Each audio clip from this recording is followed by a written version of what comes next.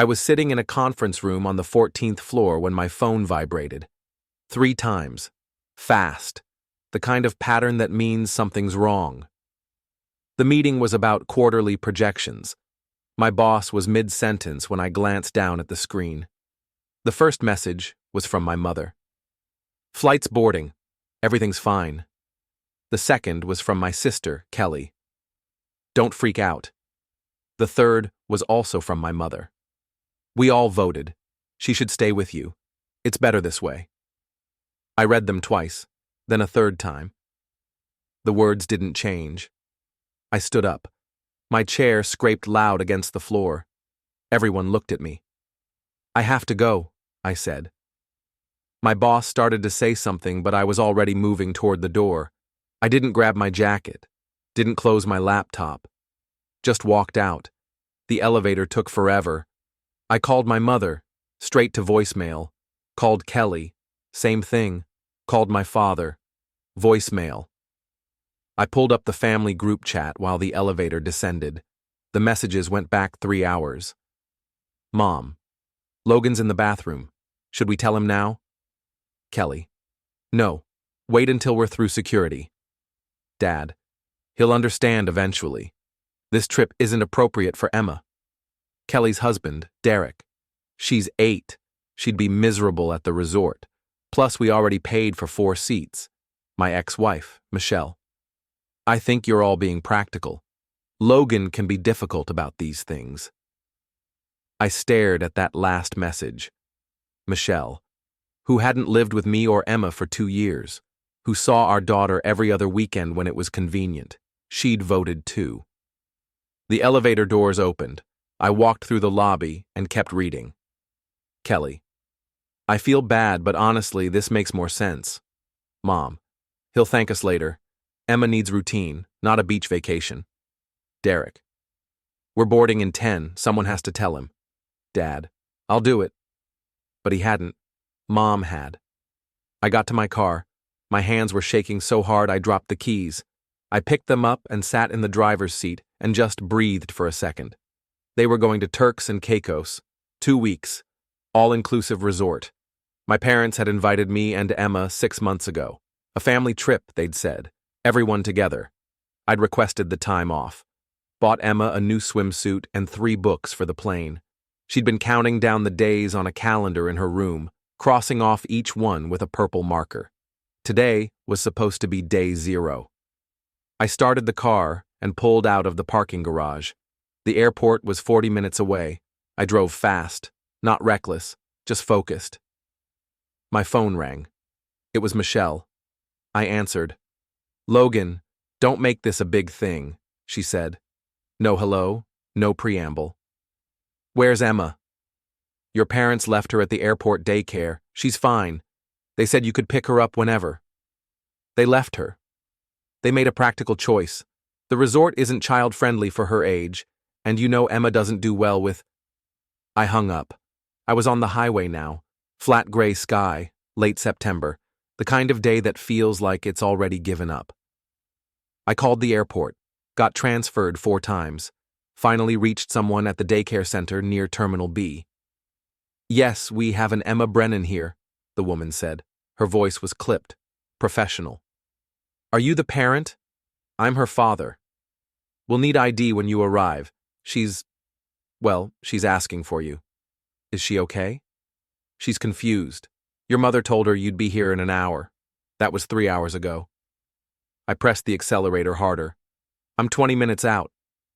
Sir, for future reference, we're not a babysitting service.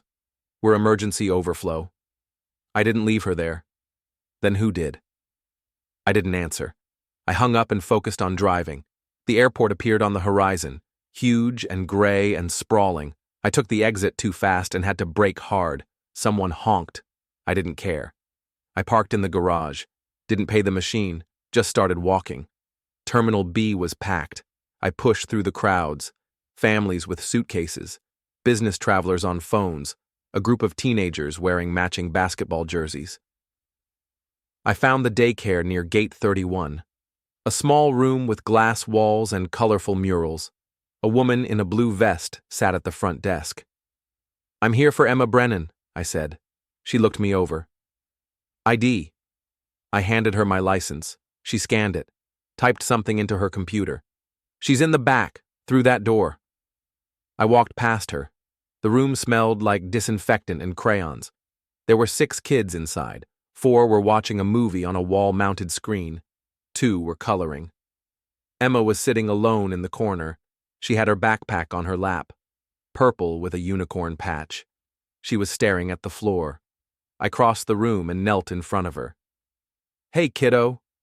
She looked up. Her eyes were red. Dad? Yeah, I'm here. She didn't say anything, just stood up and wrapped her arms around my neck. I picked her up. She was getting too big for this, but I didn't care. Where's Grandma? She asked. They had to go. They said you were coming. They said it was only for a little while. I know. I waited. I'm sorry. She pulled back and looked at me. Are we still going on the trip? I carried her out of the daycare. The woman at the desk tried to hand me a form, but I shook my head. I'll email it, I said. She frowned, but didn't stop me. I walked back through the terminal with Emma in my arms. She was quiet, too quiet. I could feel people staring, a father carrying a kid too old to be carried, moving too fast, looking too angry. We got to the parking garage. I put Emma in the back seat and buckled her in. She didn't ask any more questions. I sat in the driver's seat and pulled out my phone. The group chat had 17 new messages. Kelly. Is he freaking out? Mom. I'm sure he's fine. Logan's reasonable. Derek. We're at the gate. Boarding started. Michelle. I'll check in with him later. Dad. This was the right call. Emma wouldn't have enjoyed the trip. I scrolled up, read the whole thread again.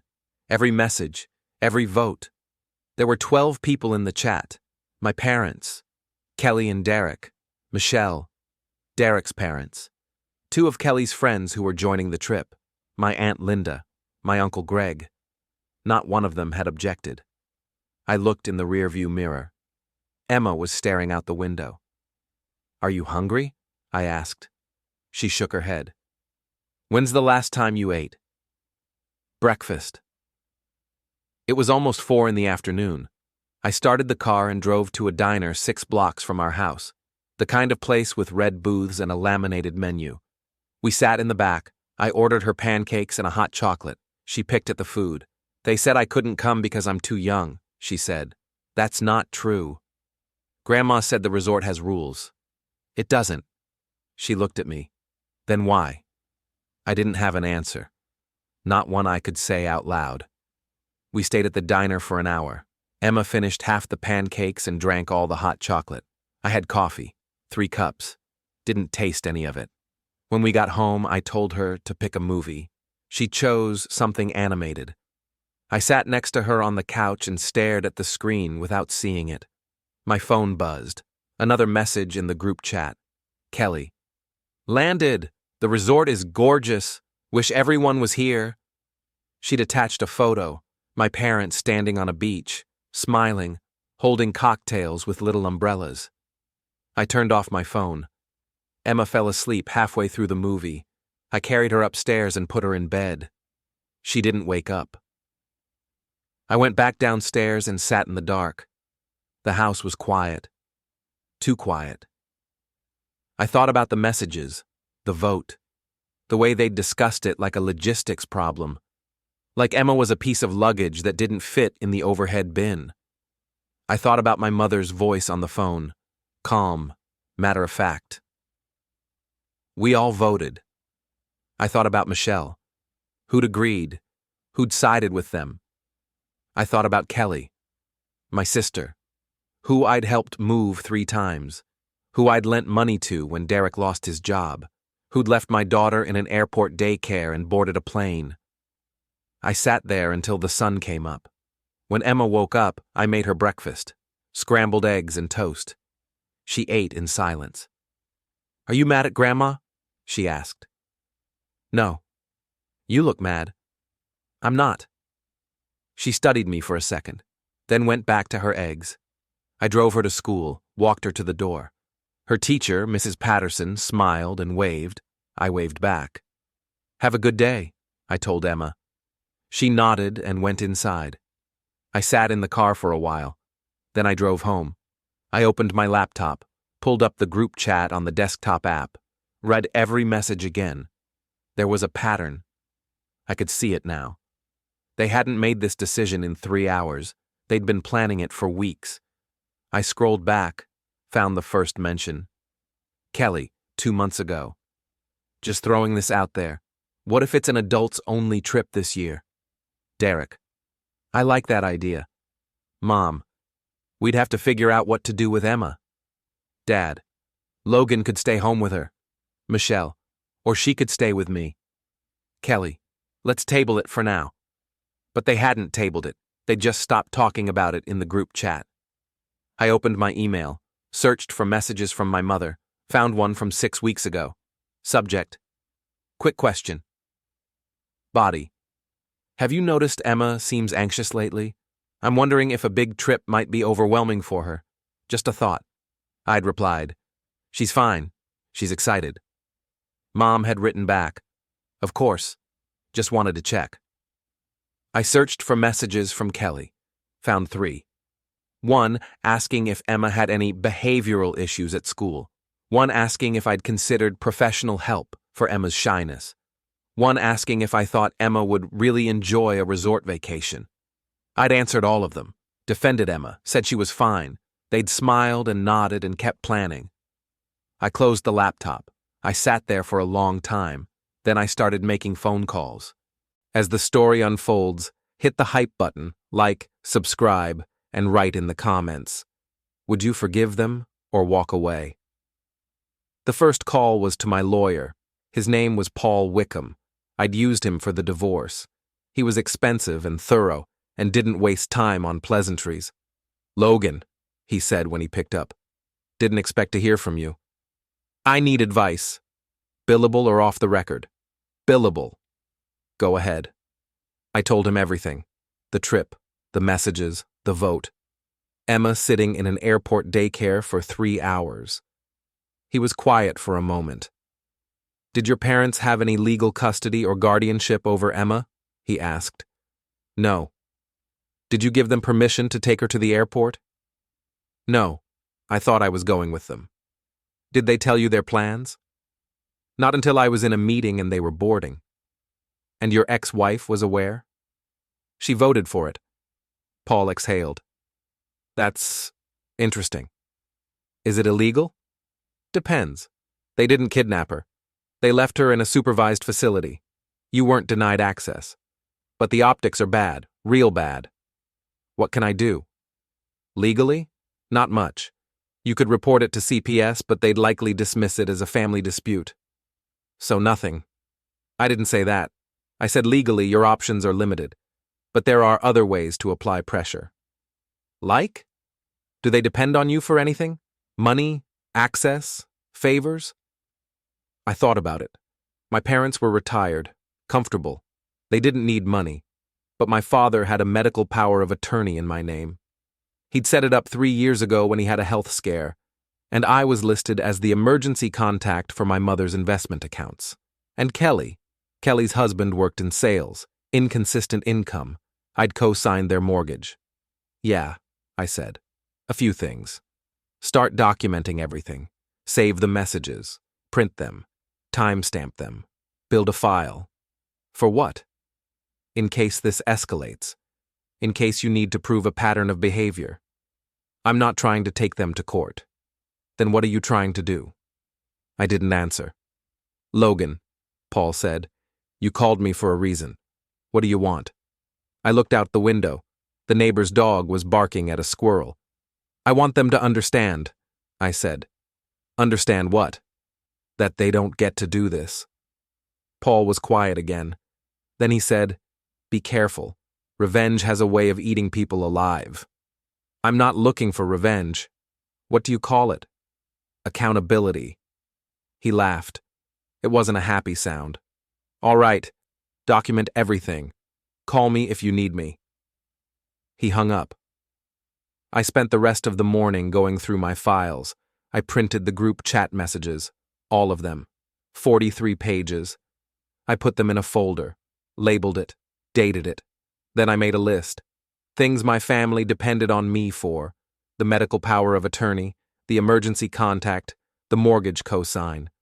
I'd also loaned my Uncle Greg $5,000 2 years ago. He still hadn't paid me back. I stared at the list. Then I picked up the phone and called my bank. I need to remove someone as an authorized user on my account, I said. The representative walked me through the process.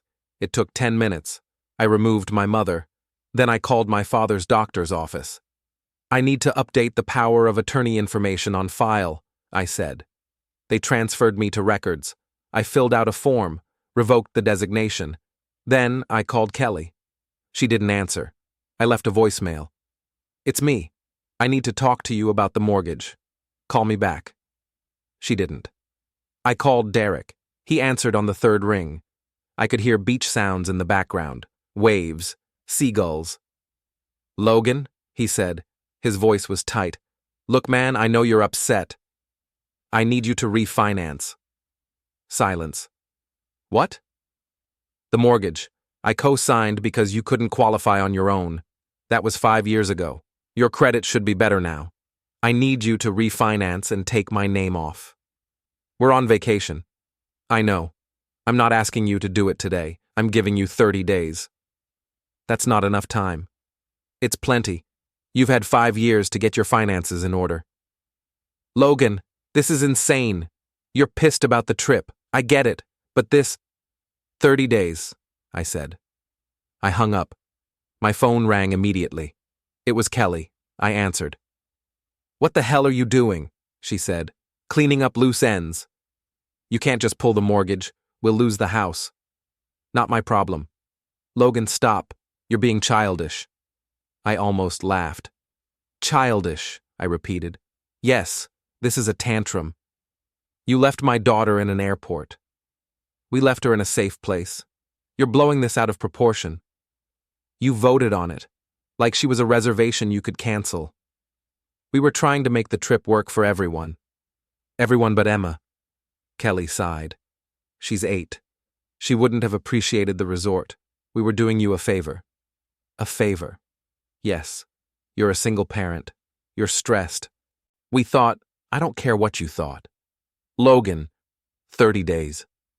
I hung up again. The phone rang 6 more times. I didn't answer. I picked up Emma from school that afternoon. She was quiet in the car. Did you have a good day? I asked. She shrugged. What did you do? Math, recess, art. What did you make in art? A drawing. Can I see it? She pulled a crumpled paper from her backpack. It was a beach scene, blue water, yellow sun, stick figures holding hands. That's really good, I said. She looked at it. I was going to show Grandma. I didn't say anything. We got home. She went upstairs to her room. I made dinner. Spaghetti. She came down when I called her. We ate in silence. After dinner, my phone buzzed. A text from my mother. Kelly said you're upset. Let's talk when we get back. I didn't reply. Another text. This one from my father. This is unnecessary. We can discuss it like adults. I turned off my phone. The next morning, I called my Uncle Greg. Hey, Logan, he said. He sounded cheerful. What's up? I need you to pay me back. Pay you? Oh, the loan. Yeah. Right. I've been meaning to talk to you about that. Things have been tight. I don't care. I need it back. All of it? All of it. Logan, that's $5,000. I don't have that kind of cash right now. You've had 2 years. I know, but 2 weeks, I said. 2 weeks? That's impossible. Then sell something? Logan, come on. This is about the trip, isn't it? Linda told me what happened. Look, I didn't vote. I wasn't even part of that conversation. But you didn't stop it. I didn't know until after. 2 weeks. I hung up. I spent the rest of the day working from home, emails, reports, meetings on mute. Emma came home from school. We had dinner, watched TV. She went to bed early. I sat in the living room with the lights off. My phone buzzed. A text from Michelle. "You're being ridiculous. Call me." I deleted it. Another buzz. This one from Kelly. "Mom's crying. Is that what you want?" I stared at the message. Then I typed, "She should have thought about that before she left Emma at the airport." I hit send. Kelly replied immediately. "You're punishing all of us for one decision." I wrote back, "You all made that decision. Together." She didn't respond. I went upstairs. Checked on Emma. She was asleep. Her nightlight cast shadows on the wall. I stood in the doorway for a while. Then I went back downstairs and opened my laptop. I pulled up the group chat, read through it again. They'd been so sure, so confident. They'd assumed I'd accept it, that I'd understand. I thought about Paul's words. Revenge has a way of eating people alive. Maybe. But so does betrayal. I closed the laptop and went to bed. The next morning, I got a call from Derek. "We need to talk," he said. "About the refinance?" "Yeah, and everything else." "I don't have anything else to say." "Logan, you're destroying relationships over one mistake." "One mistake," I repeated. "Yes, we screwed up. We know that. But you're being vindictive." "I'm being clear. You're being, I hung up. 2 hours later, my mother called. I didn't answer. She left a voicemail. "Logan, sweetheart, I don't understand what's happening. Kelly says you're demanding money from Greg and forcing Derek to refinance. This isn't like you. Please call me. We can fix this." I deleted the voicemail. That afternoon, I got an email from my father. Subject: Enough. Body: You're behaving like a child. Whatever point you're trying to make, you've made it. Stop punishing your family and act like an adult. I read it twice. Then I replied, "You left Emma in an airport daycare and got on a plane. Don't talk to me about acting like an adult." I hit send. He didn't reply. That night, Emma asked me a question. We were sitting on the couch. She was reading a book. I was staring at my phone. "Dad?" "Yeah?" "Are you mad at Grandma and Grandpa?" I looked at her. "Why do you ask?" "You haven't talked to them." "We're taking a break." "Because of me?" "No, not because of you." She closed her book. "They said I couldn't go on the trip. Did I do something wrong?" I set my phone down. "You didn't do anything wrong, not one thing." "Then why?"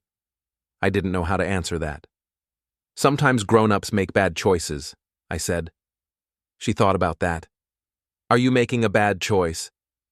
"I don't know yet." She opened her book again. "Okay." I watched her read for a while. Then I went upstairs and pulled out the folder with the printed messages. I read through them one more time, and I started planning. Day 5 was a Saturday. No school, no work, just me and Emma. We went to the park. She played on the swings. I sat on a bench and watched. My phone buzzed constantly. I ignored it.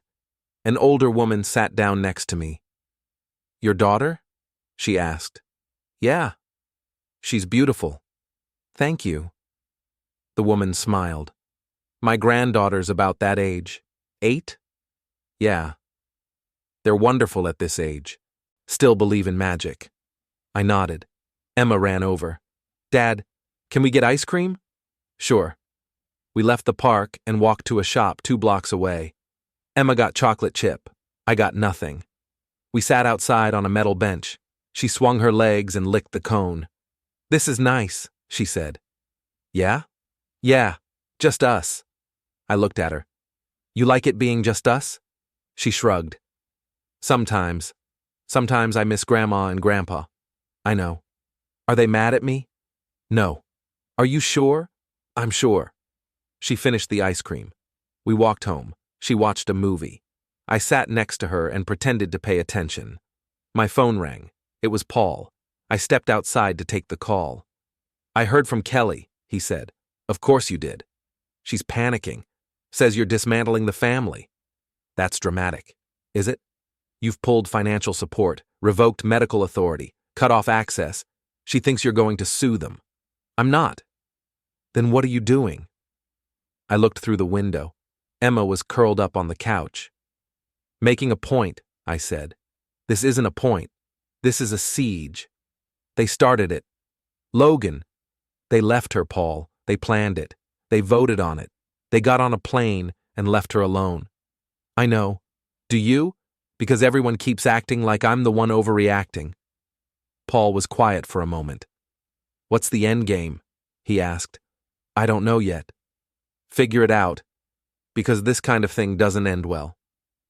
Maybe it's not supposed to. He sighed. Call me if you need me. He hung up. I went back inside. Emma was asleep on the couch. I carried her upstairs and put her to bed. Then I went to my office and opened the laptop. I pulled up the complaint I'd drafted about Derek, read it again. Then I opened a new email, addressed it to the company's ethics hotline, attached the complaint. My finger hovered over the send button. I thought about Derek, his smug face, the way he'd talked down to me on the phone. We were doing you a favor. I hit send. The email disappeared. Done.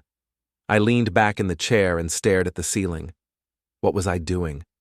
Was this revenge or justice? Did it matter? I didn't know, but I knew I wasn't stopping. The next morning, Michelle showed up at my door. I opened it and she pushed past me into the house. We need to talk, she said. No, we don't. Yes, we do. Your family is falling apart and it's your fault. I closed the door. My fault. Yes. You're being vindictive and cruel and Emma is going to suffer for it. Emma's already suffering because her grandmother abandoned her. Michelle crossed her arms. They didn't abandon her. They left her somewhere safe. You keep saying that. Does it help you sleep at night? Don't talk to me like that. Why not? You voted for it too. She looked away. I thought it was practical. Practical. Yes, Emma doesn't do well in new environments. The resort would have been overwhelming. You don't know that. I know my daughter. She's not your daughter, I said. Not anymore. Michelle's face went white. Excuse me? You see her every other weekend, when it's convenient. You don't get to make decisions about what's good for her. I'm her mother. Then act like it. She stepped closer. You're poisoning her against us. I haven't said a word to her about any of this. Then why did she tell me she's confused about why everyone's fighting? Because everyone is fighting, and it's not my fault. Michelle shook her head. You used to be reasonable. I used to be a doormat. What's that supposed to mean? It means I let people walk all over me. You, your family, my family. I smiled and nodded and took it. Took what? Everything. The condescension, the assumptions, the way you all treated me like I was too soft, too emotional, too much.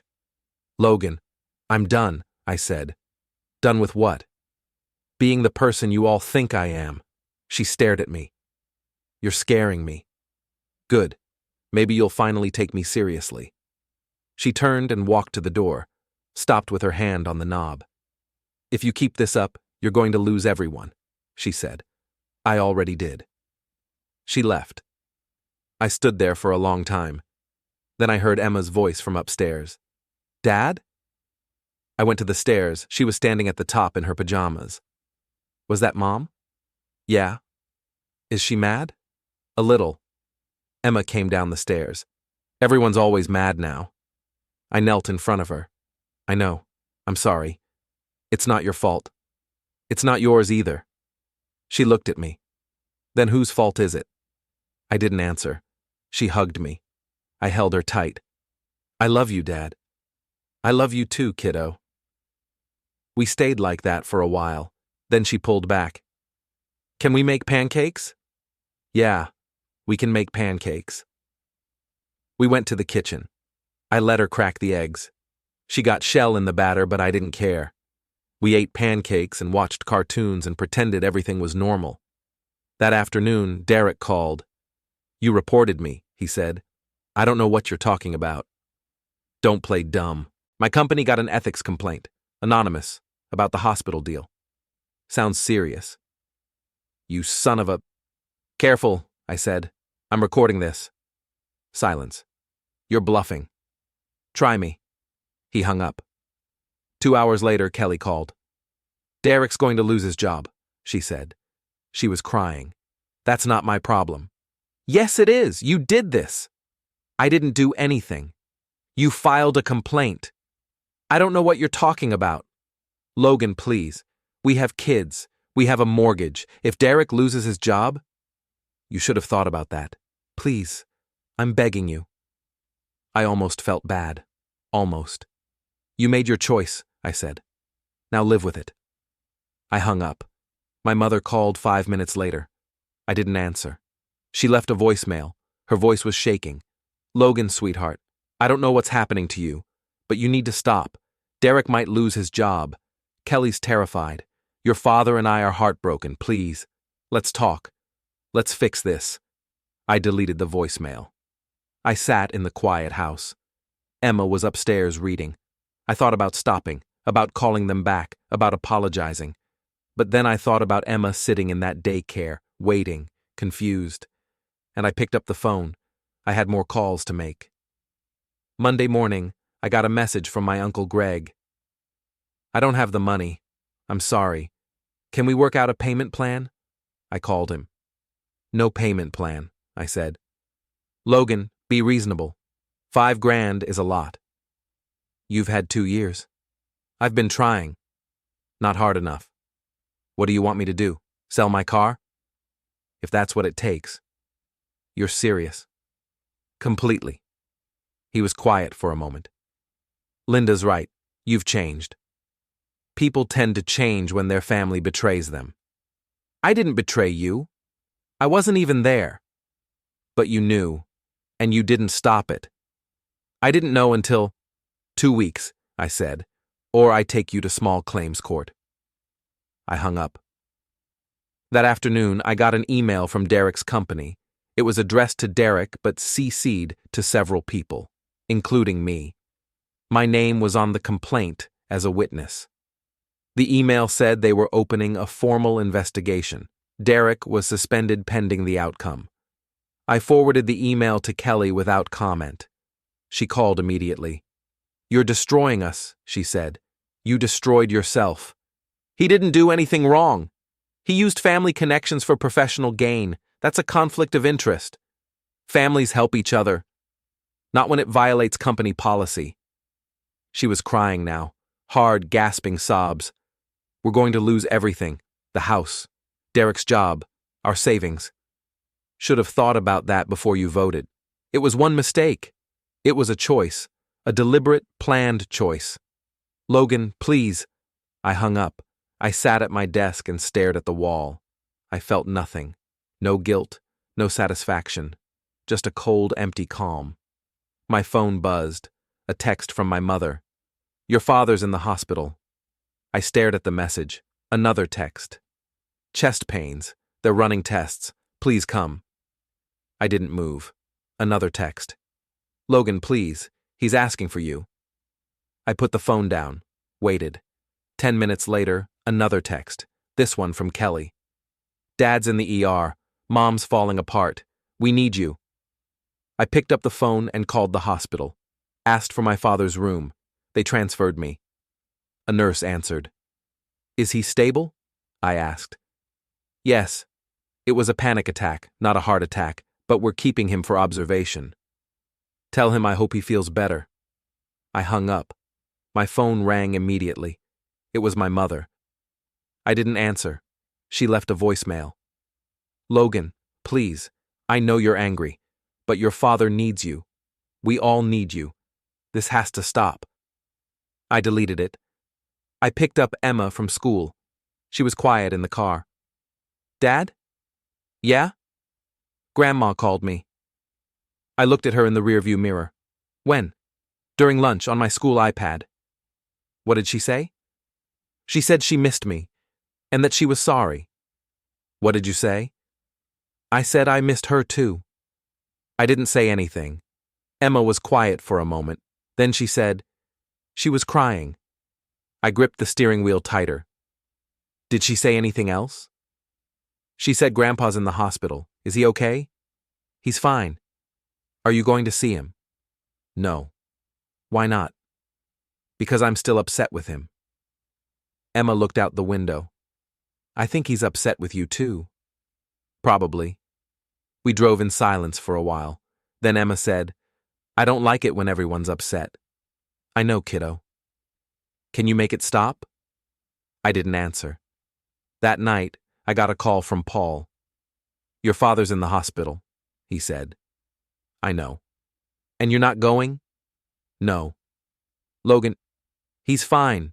It was a panic attack. That's not the point. What is the point? Paul sighed. The point is, you're playing a dangerous game. You're escalating, and at some point, someone's going to push back. Let them. You have a daughter to think about. I am thinking about her. That's why I'm doing this. Are you? Or are you doing this because you're angry? I didn't answer. Logan, Paul said, I'm saying this as your lawyer and your friend. You need to stop, before this gets worse. It's already worse. Then don't make it worse than worse. I hung up. I sat in the dark living room and thought about Emma's question. Can you make it stop? Could I?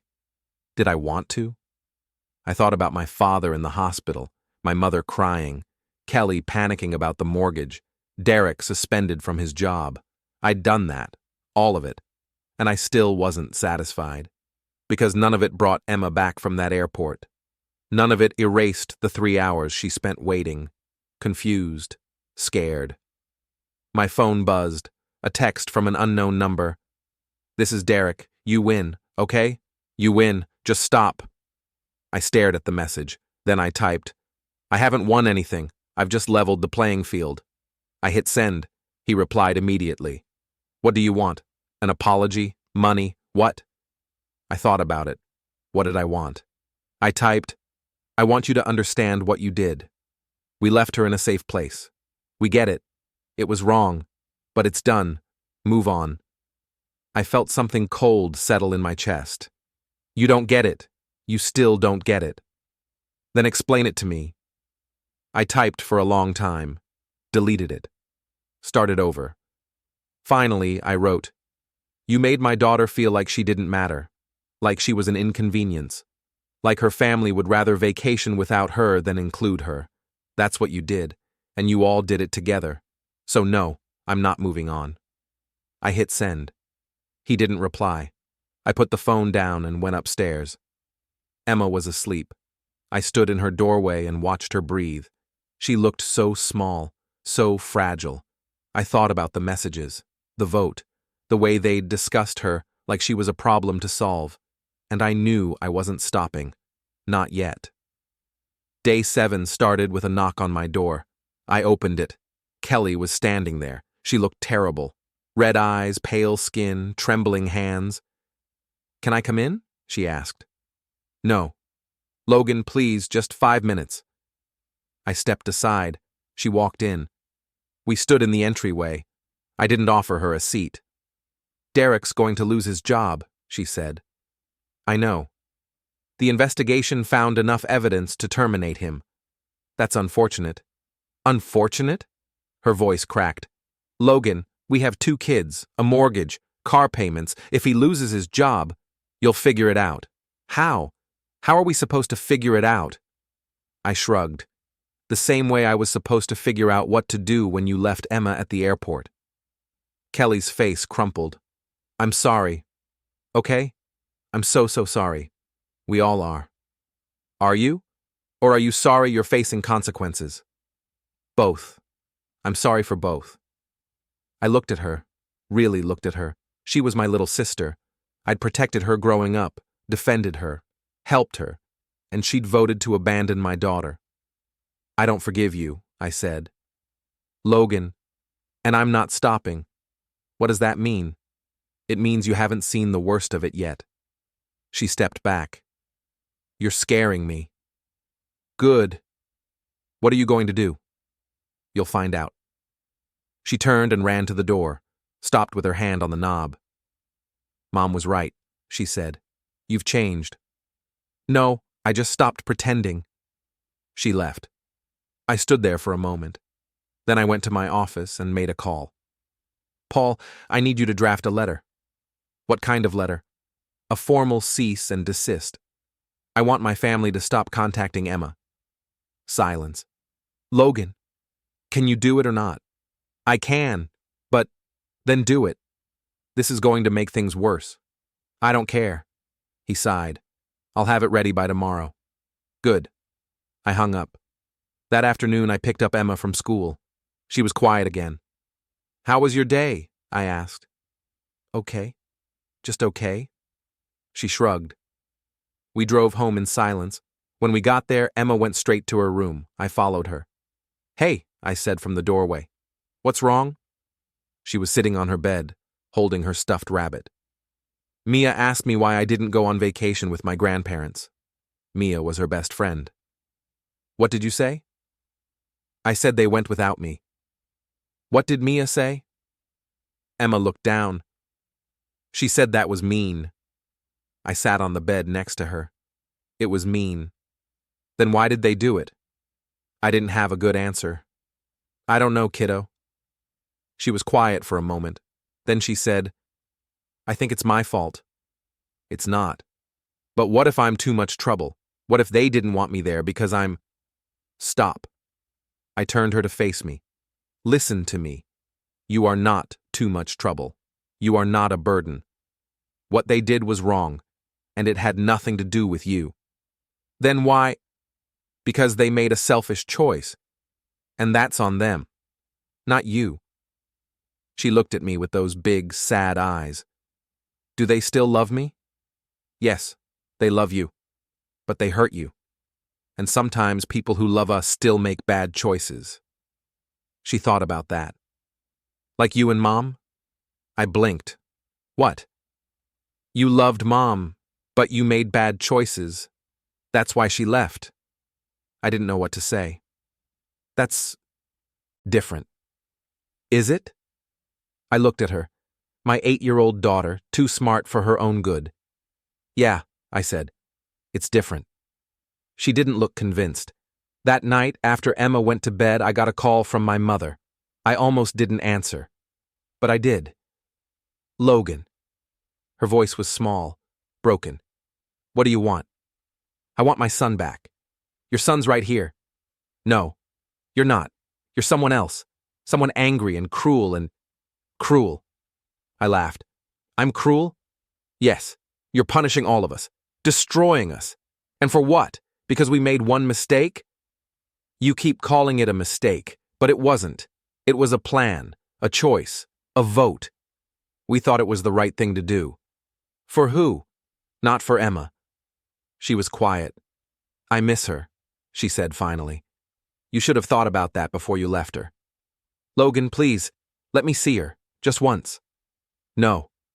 She's my granddaughter, and she's my daughter, and I get to decide who gets access to her. You're using her as a weapon." "I'm protecting her." "From what? From people who love her?" "From people who abandoned her." My mother started crying. "Please, I can't take this anymore. Your father's in the hospital. Kelly's losing her house. Derek's losing his job. Uncle Greg is selling his car. And for what? To prove a point?" "To make you understand." "We understand. We're sorry." "No. You're sorry you got caught. You're sorry there are consequences. But you're not sorry for what you did." "That's not true." "Prove it." "How?" "Tell me why you did it. The real reason." She was quiet for a long time. Then she said, "Because she's difficult." I felt like I'd been punched. "What?" "Emma, she's sensitive. She gets overwhelmed. She needs so much attention. And we thought it would be easier without her." I couldn't breathe. "Easier." "Logan, you thought it would be easier." "Yes, I'm sorry, but yes." I hung up. I sat in the dark. Emma's voice echoed in my head. "What if I'm too much trouble?" My mother had just confirmed her worst fear. I stood up and walked to Emma's room. She was asleep, peaceful. I thought about waking her up, telling her she was perfect, that she wasn't too much, that anyone who thought otherwise was wrong. But I didn't. I just stood there and watched her sleep. And I made a decision. This wasn't over. Not even close. The next morning, I called my parents' country club. I need to speak to someone about a membership, I said. They transferred me to the membership director. How can I help you? He asked. My parents are members, Robert and Helen Brennan. I'm calling to inform you that I'll no longer be covering their dues. I'm sorry? I've been paying their membership fees for the past 4 years. As of today, I'm stopping. Mr. Brennan, my father had a health scare a few years back, retired early. I took over the payments so they could keep the membership, but I'm done. I see. We'll need to notify them. Go ahead. I hung up. Then I called their cell phone provider. I'd added them to my family plan 3 years ago. Saved them money. I need to remove 2 lines from my account, I said. Which lines? I gave them the numbers. Those lines will be disconnected within 24 hours, the representative said. Perfect. Next, I called their car insurance company. My father's car was on my policy, had been for years. I need to remove a vehicle from my coverage, I said. They processed the request. Done. I made 6 more calls. Utilities, subscriptions, services, anything with my name on it that benefited them. Cut off all of it. By noon, I was done. I sat back and looked at the list. Every connection severed. My phone started ringing 10 minutes later. My father. I didn't answer. He called again, and again. Finally, he left a voicemail. What the hell are you doing? The club called. The phone company called. The insurance company. Are you trying to destroy us? I deleted it. My mother called next. I didn't answer. She left a voicemail, too. Logan, please. This is too much. We're your parents. You can't just cut us off like this.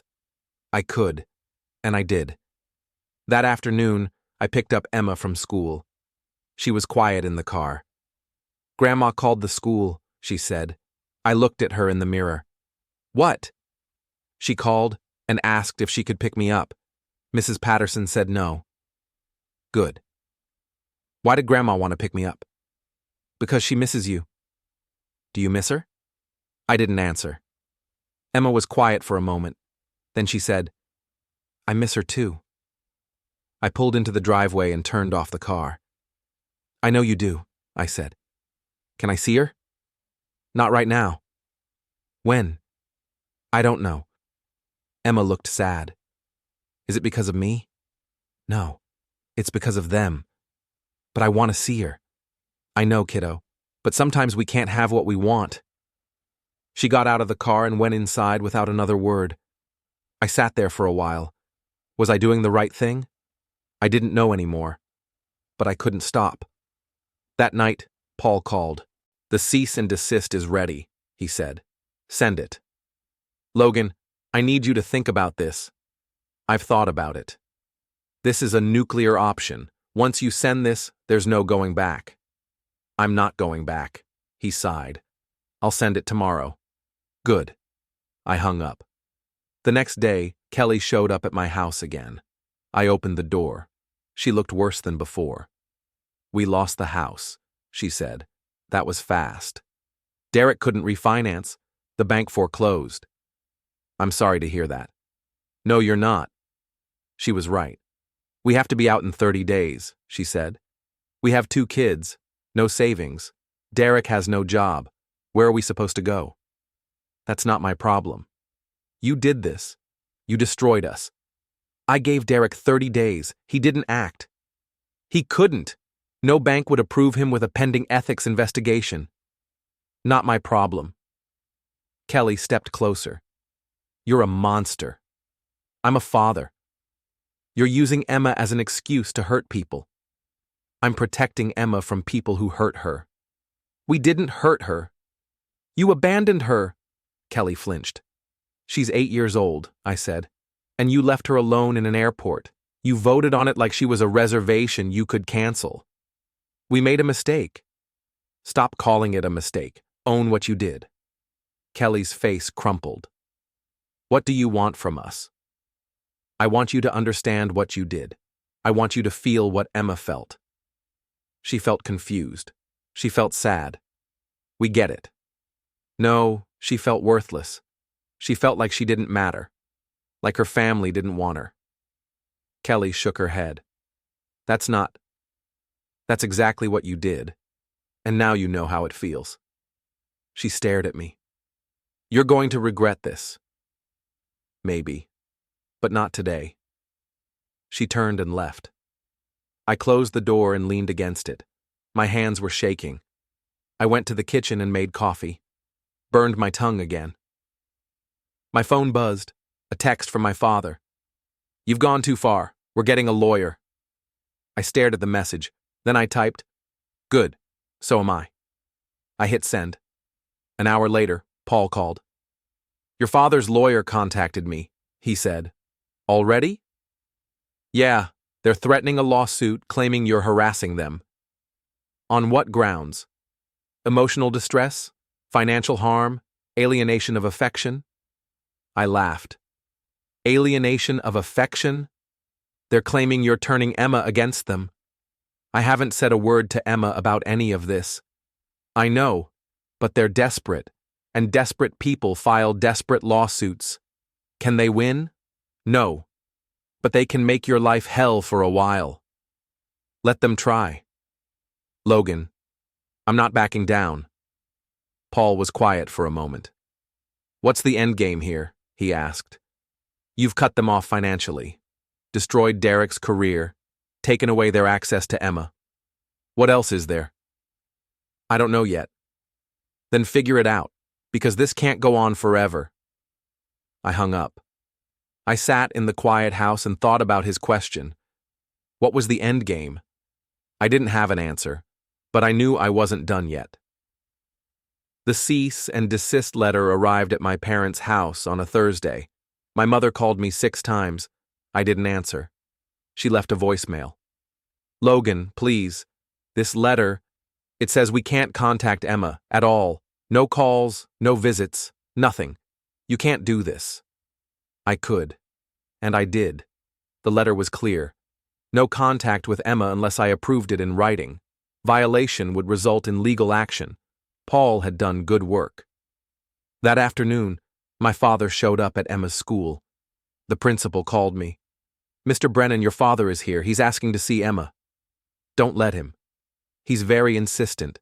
He says he's her grandfather. I don't care. He's not authorized to pick her up. If he doesn't leave, call the police. Mr. Brennan, call the police. She sighed. All right. 20 minutes later, my father called. You had them threaten me with the police, he said. His voice was shaking with rage. You violated the cease and desist. She's my granddaughter, and she's my daughter, and I decide who gets access to her. This is insane. This is consequences. For what? Leaving her in a safe place for a few hours? For making her feel like she didn't matter. She matters. We love her. You have a funny way of showing it. He was breathing hard. I could hear it through the phone. I will not be kept from my granddaughter, he said. Then take me to court. I will. Good luck. I hung up. That night, Emma asked me about it. The principal said Grandpa came to school, she said. He did. Why didn't she let me see him? Because I told her not to. Emma frowned. Why? Because Grandpa and I are still fighting. But I want to see him. I know. Then why can't I? I knelt in front of her. Because right now I need to keep you safe. Safe from what? From people who might hurt you. Grandpa wouldn't hurt me. He already did. Emma looked confused. When? I didn't want to tell her. Didn't want to poison her relationship with them. But she deserved the truth. When they left you at the airport, I said. They knew you'd be confused. They knew you'd be scared. But they did it anyway. Emma's eyes filled with tears. Because I'm too much trouble. No, because they made a selfish choice. But what if they're right? What if I am too much? I pulled her into a hug. You're not. You're perfect. And anyone who can't see that doesn't deserve you. She cried into my shoulder. I held her and felt something break inside me. Because I realized what I was doing, I was protecting her from them, but I was also hurting her in the process. That night, I sat in the dark and thought about stopping, about calling my parents, apologizing, letting them see Emma. But then I remembered my mother's words. She's difficult. We thought it would be easier without her. And I couldn't. I wouldn't. The next day, I got a call from Derek. I need to talk to you, he said. No. Please, just 5 minutes. I have nothing to say to you. I lost my job. We lost our house. Kelly's falling apart. The kids are asking why we have to move. That's unfortunate. Unfortunate? Logan, you destroyed my life. You destroyed my daughter's sense of security. It was 3 hours. It was betrayal. We made a mistake. You made a choice, and so did I. What choice? To ruin us? To show you what it feels like. Derek was quiet for a moment. I have kids too, he said finally. 2 little girls. They look up to Emma. They ask about her all the time, and I have to tell them we can't see her anymore. Because of you. No, because of you. I didn't. You voted. You agreed. You participated. Own it. He hung up. I sat there for a while. Then I called Paul. I need you to draft another letter, I said. To who? To everyone. My parents, Kelly, Derek, Michelle, all of them. Saying what? That if they attempt to contact Emma again, I'll file for restraining orders. Paul was quiet. Logan, this is escalating beyond. Can you do it or not? I can. But I'm telling you, as your lawyer and your friend, this is a bad idea. Just do it, he sighed. It'll be ready tomorrow. Good. I hung up. That night, Emma had another nightmare. I heard her crying around midnight. I went to her room. She was sitting up in bed, shaking. Hey, I said softly. What's wrong? I had a bad dream. About what? About being alone. I sat on the bed and pulled her close. You're not alone. I'm right here. But what if you leave too? My heart broke. I'm not leaving. Ever. You promise? I promise. She leaned against me. Everyone else left. I know. Why? I don't know, kiddo. She was quiet for a moment. Then she said, I think it's because I'm not good enough. Stop. You are good enough. You're more than good enough. Then why? Because people make bad choices. And sometimes those choices hurt the people they love. She looked up at me. Do you love Grandma and Grandpa? I didn't know how to answer that. I used to, I said finally. But not anymore? I don't know. Emma thought about that. Then she said, I still love them. I know. Even if they hurt me? Yeah. Even if they hurt you. She looked sad. Is that okay? Yeah, kiddo, that's okay. She fell asleep a few minutes later. I stayed there until the sun came up.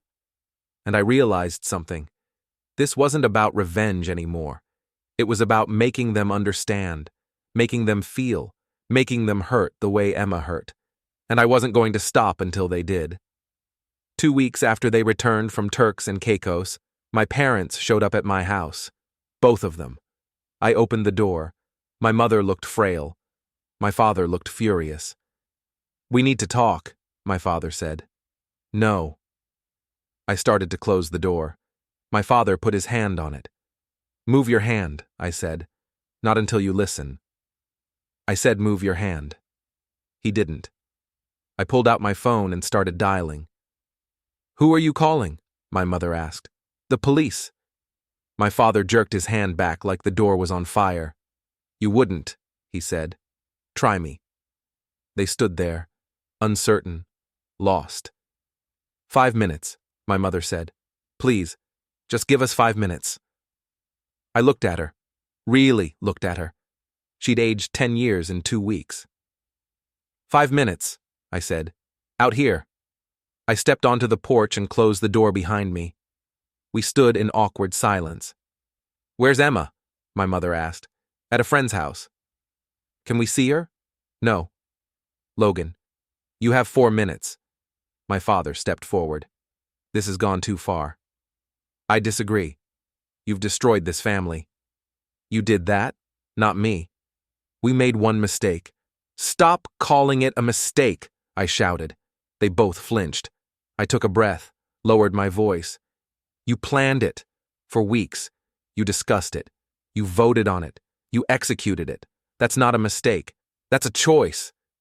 We thought, I know what you thought. Mom told me. You thought Emma was difficult, that she'd be easier to deal with if you just left her behind. My mother's face crumpled. I didn't mean, yes, you did. You said it. She's difficult. We thought it would be easier without her. Logan, do you have any idea what that did to her? She thinks she's too much trouble. She thinks you don't want her because she's not good enough. My mother started crying. That's not true. Then why did you leave her? Silence. That's what I thought, I said. My father stepped closer. We're sorry, okay? We're sorry. We made a terrible choice. But you're punishing all of us. Kelly's homeless. Derek's unemployed. Your mother and I are facing consequences, I finished. Is that what you want? To destroy us? I want you to understand what you did. We understand. No. You understand that you got caught, that there are consequences, but you don't understand how it felt for Emma to sit in that daycare, alone, waiting, thinking we were coming back. But we never did. My mother wiped her eyes. What do you want from us? I want you to feel what she felt. We can't. We weren't there. Exactly. You weren't there. You chose not to be there. And now you know how it feels to be excluded, to be left behind, to not matter. My father's jaw tightened. So this is revenge. This is accountability. You're using Emma as a weapon. I'm protecting Emma from people who hurt her. We would never hurt her. You already did. My father looked like he wanted to hit me, but he didn't. Instead, he turned and walked to the car. My mother lingered. I miss her, she said softly. Every day, I think about her. I pray for her. I dream about her. Then you should have thought about that before you left her. Can I write her a letter? No. Please. Just one letter. To tell her I love her. You had the chance to show her you loved her. You chose a vacation instead. My mother's face crumpled again. I made a mistake, she whispered. You made a choice. She turned and walked to the car. I watched them drive away. Then I went inside and called Paul. They came to my house, I said. I know. Your mother called me first. Asked if I thought you'd talk to them. What did you say? I said, probably not. You were right. Paul was quiet for a moment. Logan, I need to tell you something. What? Your father's lawyer filed a motion. They're trying to get grandparent visitation rights. I felt my chest tighten. Can they do that? In this state, yes, if they can prove it's in Emma's best interest. It's not. That's what we'll argue. But you need to be prepared. This is going to court. When? Hearings in 3 weeks. I sat down. What do I need to do? Gather evidence, testimonies, anything that shows you're acting in Emma's best interest. I am. I believe you. But we need to prove it. I hung up. I sat in the quiet house and thought about what was coming. A court battle. My parents versus me. Fighting over Emma. I thought about telling Emma, preparing her, but I couldn't. She was already carrying too much. That night, I tucked her into bed. Dad? Yeah? Are you and Grandma and Grandpa ever going to be friends again? I didn't know how to answer. I don't know, kiddo. I hope so. Why? Because I miss everyone being happy. I kissed her forehead. Me too. She fell asleep. I went downstairs and pulled out my laptop. I started building my case. Every message, every email, every conversation. I documented everything. And I prepared for war. The hearing was on a Tuesday. I wore a suit. Paul said it mattered. Emma stayed with a friend. She didn't know what was happening. I walked into the courthouse and saw them. My parents, Kelly, Derek, Michelle, all of them, sitting on the other side of the room. My mother looked at me. Her eyes were red. I looked away. Paul met me at the entrance. Ready? He asked. Yeah. We sat down. The judge entered. All rise. We stood. The hearing began. My parents' lawyer spoke first. A woman in her 50s with sharp eyes. She painted a picture. A loving family. Devoted grandparents. A son who'd turned vindictive and cruel after a single mistake. Mr. Brennan has cut off all contact between his daughter and her grandparents, she said. Not because of any danger or harm, but because he's angry. He's using his daughter as a weapon in a personal vendetta. She called my mother to the stand. My mother sat down. She looked small, fragile. Mrs. Brennan, the lawyer said, can you describe your relationship with your granddaughter? We're very close, my mother said. Her voice shook. Emma's always been special to me. We bake together, read together. She calls me every Sunday. When was the last time you spoke to Emma? 3 weeks ago. Logan won't let me see her, won't let me call her. And why do you think that is? Because he's angry. We made a mistake. We know that. But he won't forgive us. The lawyer nodded. Can you describe the mistake? My mother hesitated. We went on a family vacation. We thought Emma would be better off staying with Logan. But we were wrong. We should have brought her. And you've apologized? Many times, but Logan won't listen. The lawyer turned to the judge. Your Honor, my clients are loving grandparents who made one error in judgment. They've apologized. They've tried to make amends. But Mr. Brennan has shut them out completely. We're asking for visitation rights so that Emma can maintain a relationship with her grandparents. The judge looked at Paul. Your turn. Paul stood up. Your Honor, this isn't about one mistake. This is about a pattern of behavior. He pulled out the printed messages, all 43 pages. The respondents didn't make a spontaneous decision. They planned it for weeks. They discussed it in detail. They voted on it. And then they executed it. He handed the messages to the judge. In these messages, the respondents refer to Emma as difficult. They discuss how the trip would be easier without her. They debated whether to tell Mr. Brennan before or after boarding the plane. And when they finally left Emma at the airport, they did so without his knowledge or consent. The judge flipped through the pages. Paul continued. Emma is 8 years old. She was left in an airport daycare for 3 hours. Alone, confused, scared. And when Mr. Brennan arrived, she asked him one question. Do Grandma and Grandpa still love me? My mother started crying. Paul didn't stop. Mr. Brennan isn't punishing his parents. He's protecting his daughter from people who've shown they'll prioritize their own comfort over her well-being. He called me to the stand. I sat down. Paul asked me questions. I answered them. Yes, I'd cut off contact. Yes, I'd revoked financial support. Yes, I'd sent a cease and desist letter. And why did you do all of this? Paul asked. Because they left my daughter in an airport, I said. And when I confronted them, they called her difficult. They said she was too much trouble, and I couldn't let Emma be around people who think of her that way. Do you believe your parents love Emma? I think they love the idea of her, but they don't want to deal with the reality of her. And what is the reality? She's 8. She's shy. She asks questions. She needs attention. She's not easy. But she's my daughter, and she deserves people who will choose her. Every time. Paul sat down. The other lawyer stood up. Mr. Brennan, isn't it true that you've used your daughter to punish your family?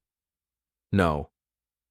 You've cut off all contact, revoked financial support, sent threatening letters. That sounds like punishment. That sounds like boundaries. Boundaries or control? Protection. She smiled. It wasn't friendly. Mr. Brennan, do you think Emma benefits from being isolated from her grandparents? I think Emma benefits from being around people who value her. And you don't think your parents value her? I think they value their own comfort more. Based on one incident? Based on a pattern. A pattern of what? Of making her feel like she's too much. The lawyer looked at the judge. Your Honor, Mr. Brennan is clearly still angry, but his anger doesn't justify keeping a child from her grandparents. She sat down. The judge looked at both sides. I've reviewed the evidence, she said, and I'm going to make my ruling. The room went silent. The messages presented by Mr. Brennan show a clear pattern of dismissive behavior toward the child. The respondents did plan to leave the child behind. They did refer to her as difficult, and they did execute this plan without the father's knowledge or consent. My mother sobbed. However, the judge continued, the respondents have apologized. They've expressed remorse, and I believe they do love their granddaughter. My chest tightened. That said, I'm also concerned about the emotional impact this incident had on the child. Mr. Brennan's testimony indicates that Emma has internalized these events. She believes she's too much trouble. That kind of damage takes time to heal. The judge looked at my parents. I'm denying the petition for visitation rights, for now. My mother gasped. Mr. Brennan has sole custody and the right to determine who has access to his daughter. However, I'm ordering family counseling. All parties will attend, and after 6 months, we'll revisit this. She banged the gavel. Court adjourned. Everyone stood. I walked out without looking back. Paul followed me. You won, he said. I know. But it doesn't feel like winning. I got in my car and drove home. When I got there, Emma was waiting on the porch with her friend's mom. Thanks for watching her, I said. Of course. Everything okay? Yeah, everything's fine. Emma and I went inside. She looked at me. Where were you? I had a meeting. About what? Grown-up stuff. She studied me for a moment. Then she said, You look sad. I'm okay. Did something happen? I knelt in front of her. Emma, do you remember when you asked me if Grandma and Grandpa still love you? She nodded. The answer is yes, they do. But sometimes people who love us still hurt us. And when that happens, we have to decide if it's safe to be around them. Is it safe? Not yet. Will it be safe later? Maybe. I hope so. She thought about that. I miss them, she said. I know. But I understand. I pulled her into a hug. I love you, kiddo. I love you too, Dad. We stayed like that for a while. Then my phone buzzed. A text from my father. You destroyed this family. I hope you're happy. I looked at the message. Then I typed back. You destroyed this family when you voted to leave Emma behind. I'm just making sure everyone knows it. I hit send. Then I blocked his number. I blocked all of them. Kelly, Derek, Michelle, my mother, all of them. I went back inside. Emma was watching TV. I sat next to her and put my arm around her. She leaned against me. Dad? Yeah? Are we going to be okay? I thought about it. Yeah, kiddo. We're going to be okay. She smiled, and for the first time in weeks, I believed it. The next day I got a letter from my mother. It was hand-delivered, left on my porch. I opened it. Logan, I know you won't read this, but I have to write it anyway. I'm sorry. For everything, for leaving Emma, for calling her difficult, for not protecting her the way you have. You were right. I made a selfish choice, and I hurt her. I don't expect you to forgive me, but I hope one day Emma will. I love her, more than I can say, and I love you too. Mom. I read it twice, then I put it in a drawer. Maybe one day I'd give it to Emma. But not today. Today I had to keep protecting her. From them. From the world. From anyone who would make her feel like she wasn't enough. I walked into the living room. Emma was coloring. "What are you making?" I asked. "A picture for you." "Yeah?" "Yeah. It's us. At the beach." She held it up. 2 stick figures, holding hands, smiling. "It's perfect," I said. She beamed, and I realized something. I'd won, not because I'd destroyed them, but because I'd protected her. And in the end, that was all that mattered.